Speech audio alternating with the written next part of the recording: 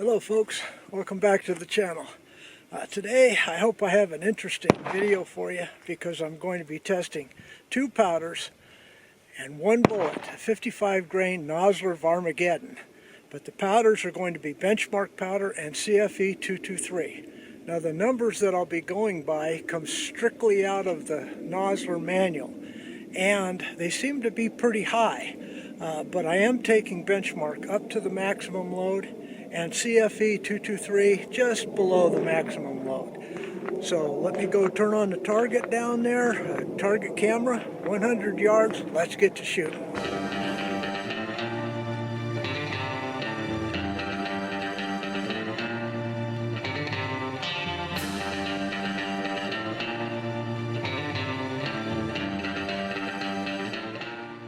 Okay, so for those of you that are new here, this is my PSA chambered in 5.56 with a 1-in-7 twist barrel.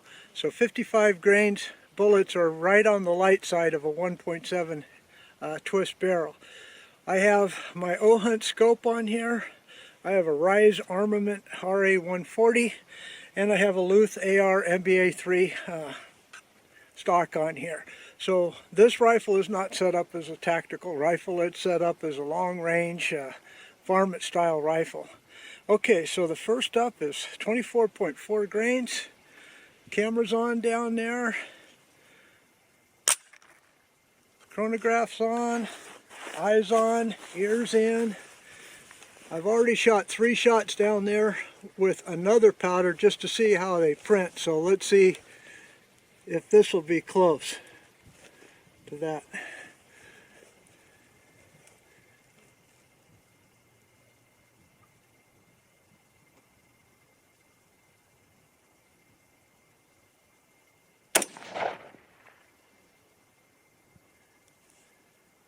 .3184.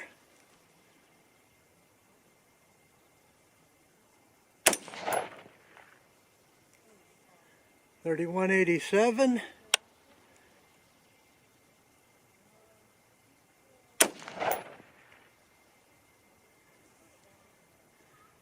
And 3140. So I'm about 100 feet per second lower than what's listed as max load, but I'm okay with that. That means I can go up pretty comfortably with this Benchmark powder.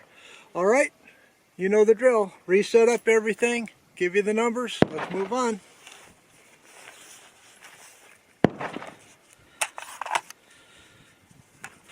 Okay, I'm hoping these Noslers work out pretty good because I got about 750 of them. Bought them in bulk. They were pulls, but let's go ahead and move on. This is 24.7. That last was an average of 3170. So should go up about maybe 25. Should hit 3200 with these if everything is consistent. All right, target right next to the last one I shot.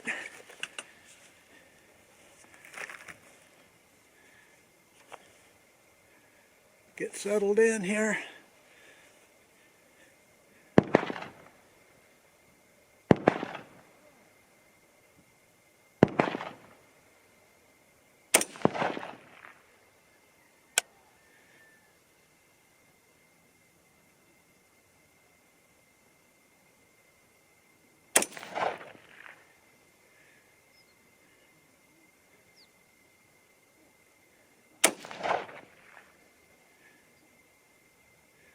Yeah, I think I pulled that last shot on me. Alright, the last shot was 32-33, so we're getting there. Alright, so now I'm going to the max load of 25 grains. Go reset everything. Okay, here's the last 3 of that Benchmark. I'll kind of show you right here the load data directly from Nosler's book. I'm using Winchester cases, Winchester small rifle primers.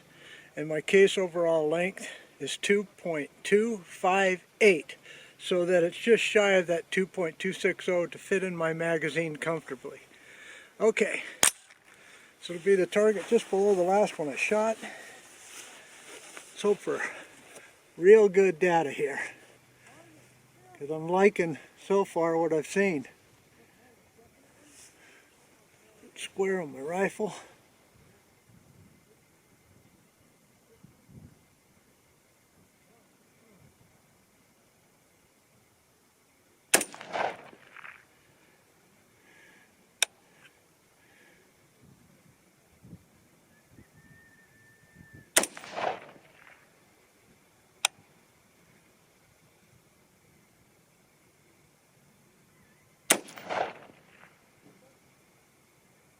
Pretty good little group there, kind of moved off to the left. Alright, that'll do it. So far so good for the benchmark. That last was 3226, so that's only 25 feet per second below what's listed in Nosler's data, I think. Alright, reset up everything. Let's move on to CFE-223, which happens to be one of my favorite powders for the 223 5.56. Alright, let's go. Okay, now the CFE-223. I'm going to be really cautious here because I'm starting out at what the max load is in other manuals, but it's not the max load listed in the Nosler manual. Again, I'll show you that here so that you can see it. So I'm starting out at 27.3 grains. Alright. Be the target next to the last one I shot. By the way, that last standard deviation on benchmark was 4. That's pretty good for the 223. Alright, here we go. Get squared up again.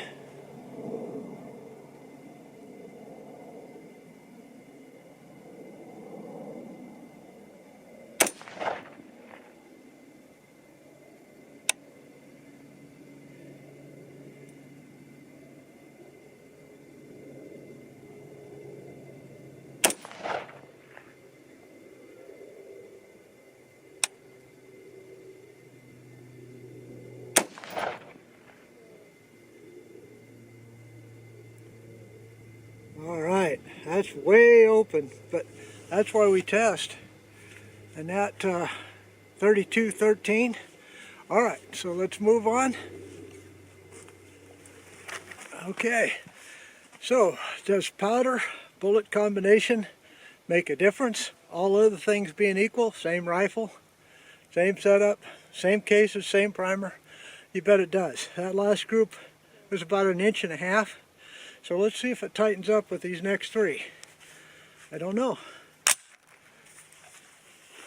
Be the target right next to the one I just shot.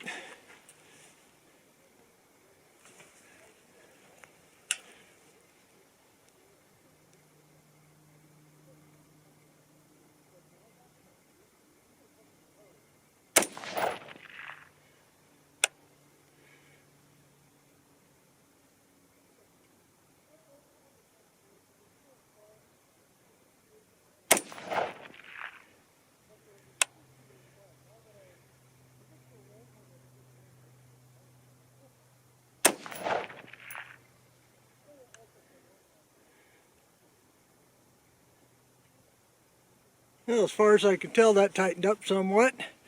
And the speed went up too. 33.24 on that last shot.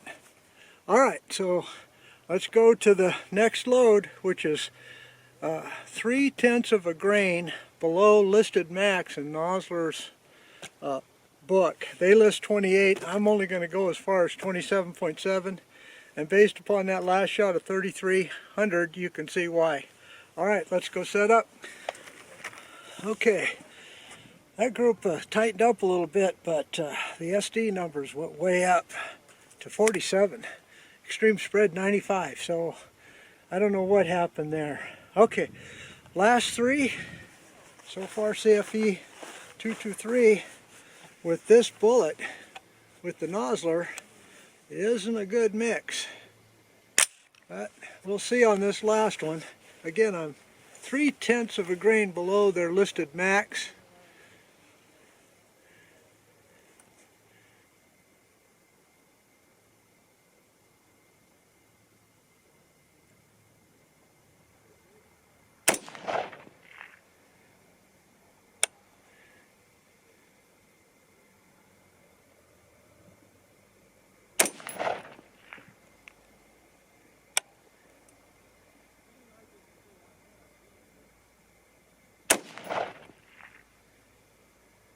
It looks to be about a little over 3/4 of an inch group.